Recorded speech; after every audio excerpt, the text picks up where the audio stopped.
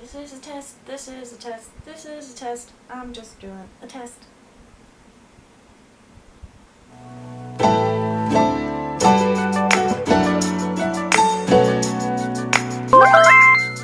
you ever have your filming set up like literally perfect and then you hit the power button instead of the record button? Or is that just me? Did someone text me? I'm trying to film here. Hi, hello, welcome. At least I did my eyebrows today. You know, I'm just providing you the quality content that you subscribed for, am I not? We are going to talk today about my June wrap-up, because y'all made me do a wrap-up 100 years ago where I read 40 books. Now, I didn't ask anybody if they wanted me to do a May wrap-up because I read 60 books and I care about myself. So, we will not be doing that this round. However, we will be looking at my June reads. There are some. It's currently, the last day of the month is in 2 days. It's next Tuesday, or in 2 days. It is Sunday. Tuesday is the last day of the month.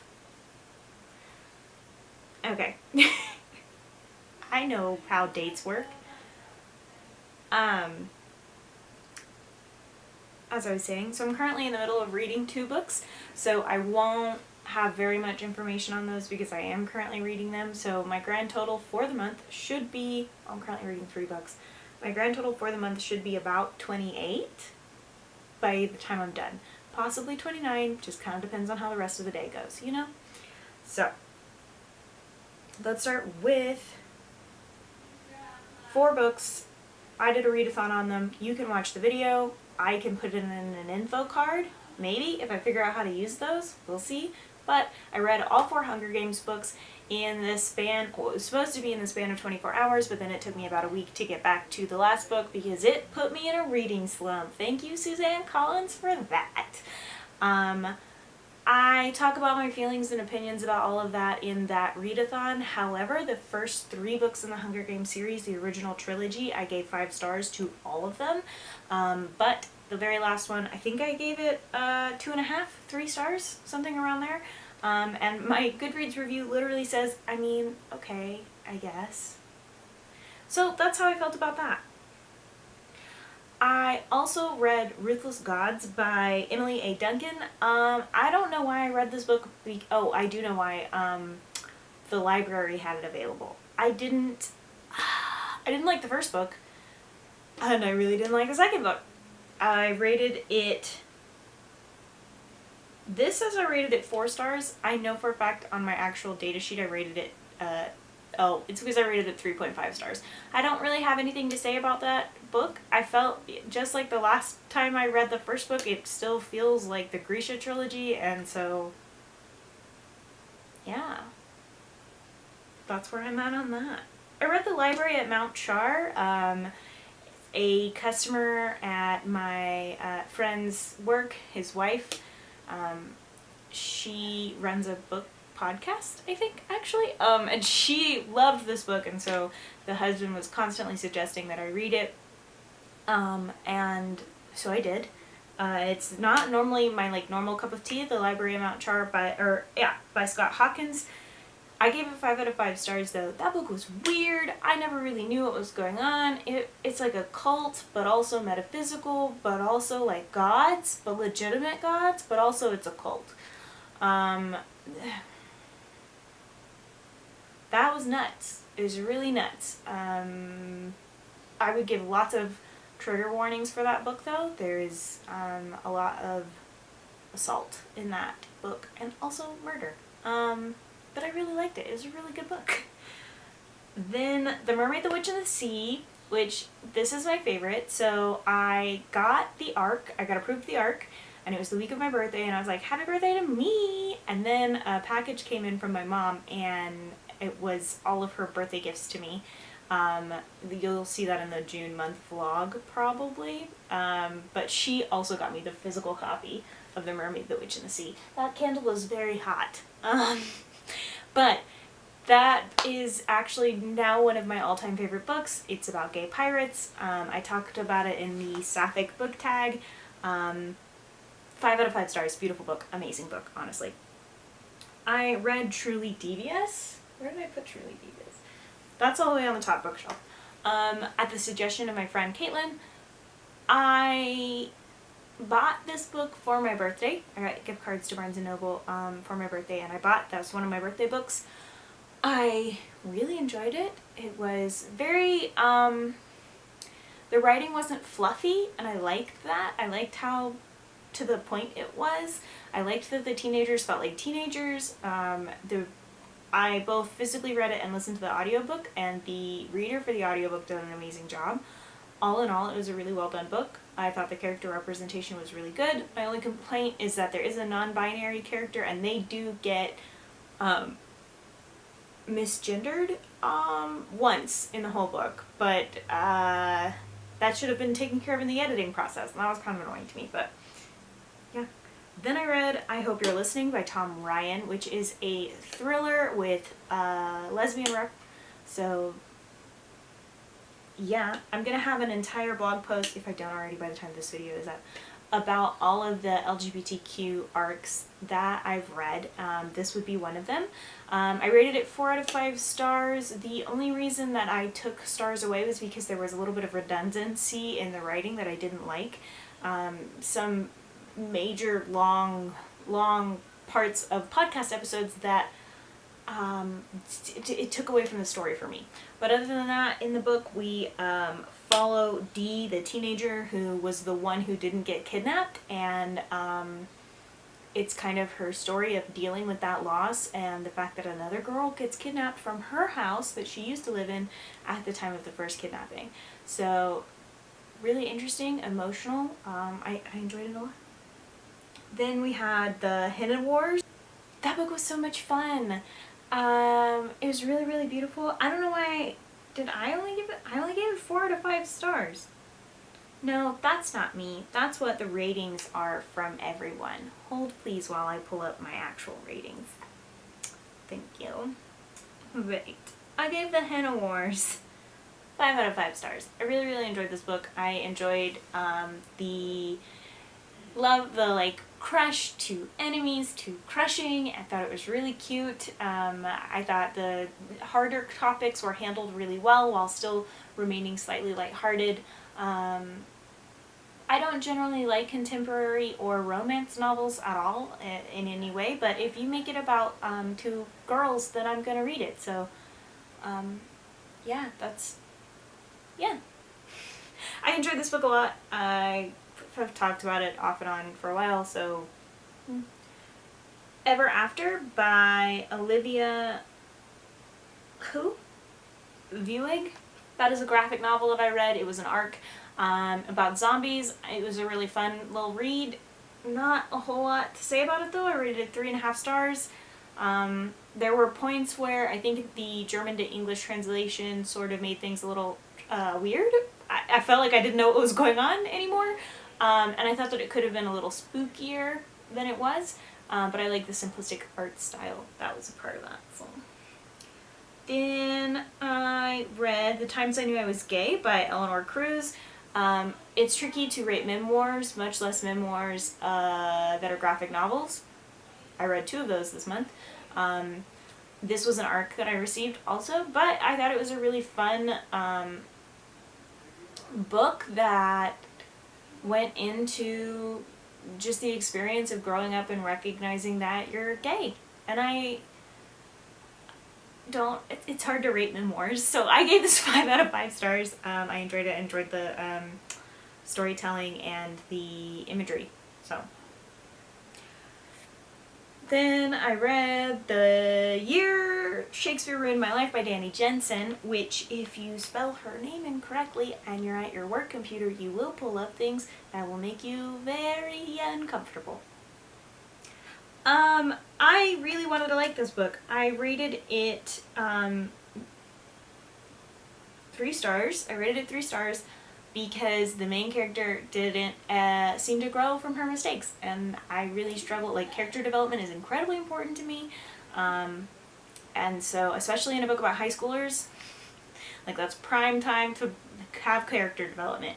And the main character really didn't seem to develop at all, and I struggled with that. So I rated that 3 out of 5 stars. If the character had learned her lesson more than just being like, I'm gonna fix it all by not communicating with anyone, oh, things are magically fixed at the end, I struggled with that. So then I read Marriageology by Belinda Luscombe. I'm still reading that. That's just a relationship advice book, so I can't rate that. I don't think I would rate it anyway. I'm enjoying it thus far. It really is applying science to understanding how relationships work and how to have those conversations with your partner, but also in general with other people. So I'm enjoying it. Thanks to my best friend for buying that one for me. Then I read Eleanor Oliphant is Completely Fine by Gail Honeyman, and holy crap, I did not expect to enjoy this book. Everyone was like, it's a contemporary novel, and so many people were like, I didn't enjoy this book, which was totally fair. But I really liked this book, and I think it's because like her mother's institutionalized and you don't find out why until later, and that makes the contemporary aspect almost thriller-like. There is no like dramatic twist. You don't find out someone's like a crazy serial killer or anything like that, but it did give it a little bit more of a mystery feel to it that made this contemporary novel really fun for me. So, not fun, it's a dark book. So I gave it 5 out of 5 stars. Then I read The Scapegracers by Hannah Abigail Clark, and oh my god, they did such a good job of writing teenagers. I gave that book a 5 out of 5 stars. I finished it this morning, actually, and I wrote my review for my blog, and because this was an ARC that I received, I also even mentioned the author and have put the physical copy on my wish list because it is something that I genuinely want to own.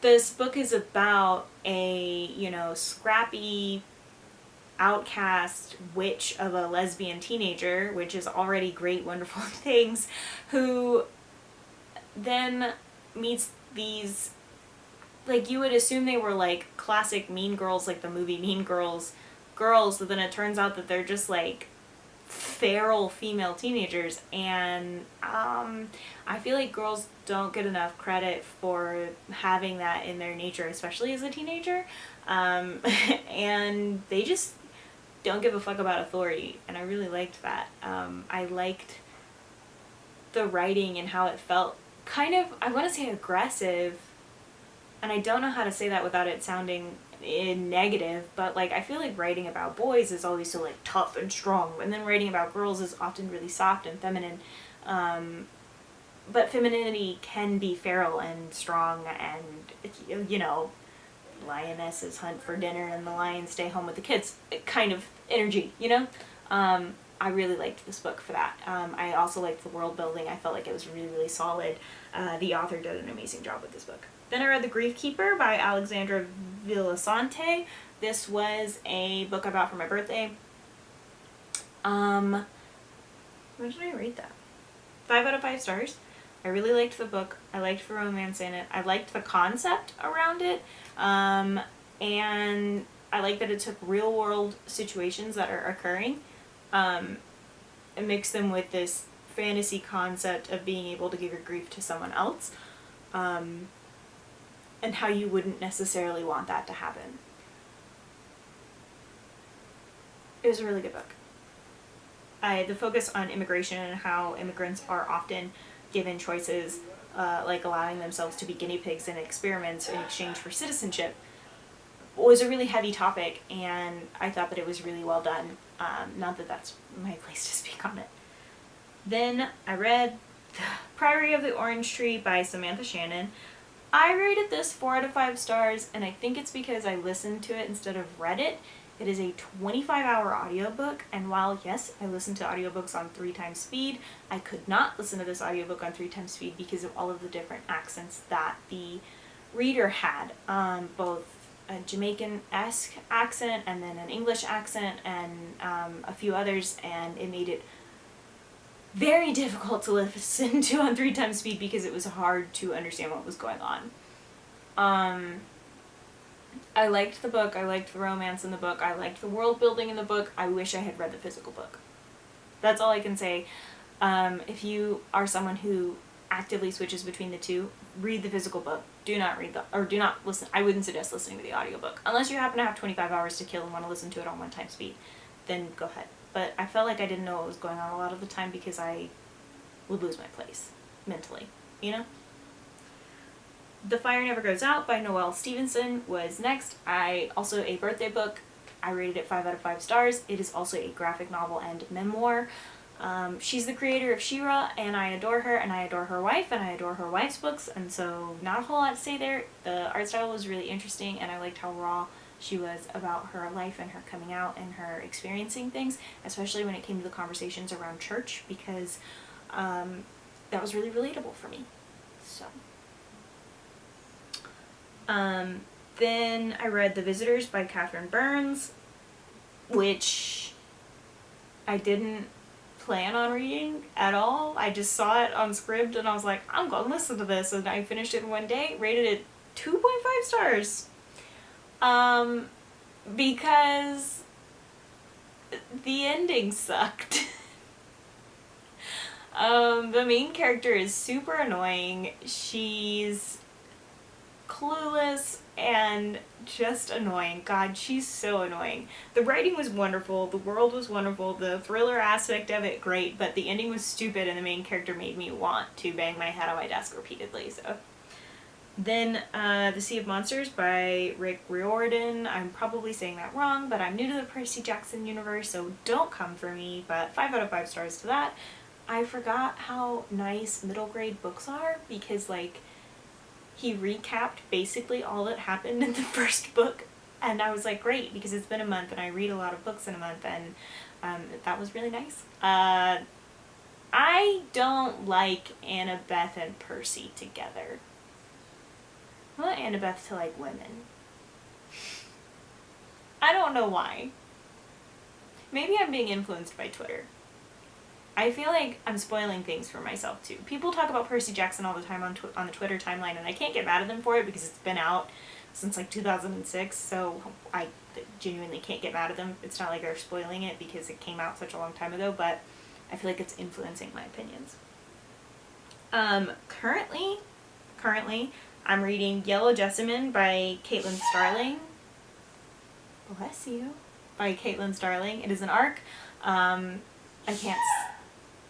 Bless you. I can't say much more about it. Don't know much about it.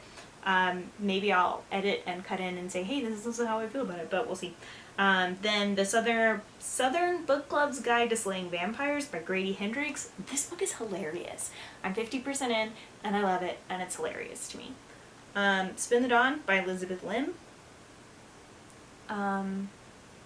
This feels like Project Runway, but fantasy style.